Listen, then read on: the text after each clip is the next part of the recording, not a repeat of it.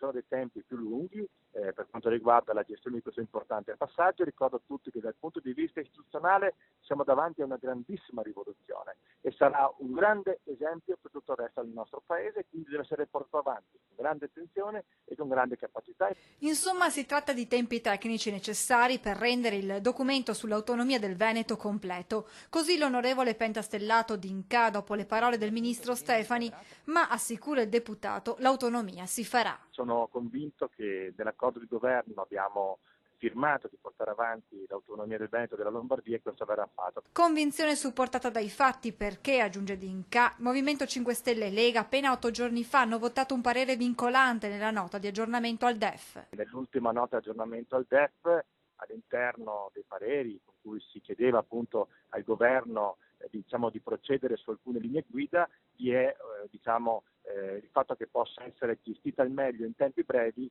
l'autonomia della Lombardia e del Veneto. Quindi sicuramente non è il Movimento 5 Stelle che sta mettendo ostacoli. È la prima volta in Italia che si fa questo iter per l'autonomia di una regione, continua D'Inca. Ci vuole quindi più tempo. Era difficile poter concludere tutto entro un anno e poi non dimentichiamo, sottolinea il deputato, che i ministeri ora sono impegnati anche sul fronte legge di bilancio. E a chi teme un ulteriore ritardo, il deputato Pentastellato risponde così. Non credo che sia il mese di differenza che possa in qualche maniera portare un ritardo o meno all'iter per l'autonomia. Io sono convinto che nel breve periodo riusciremo ad avere un'ottima gestione di queste materie che verranno date alla Regione Veneto.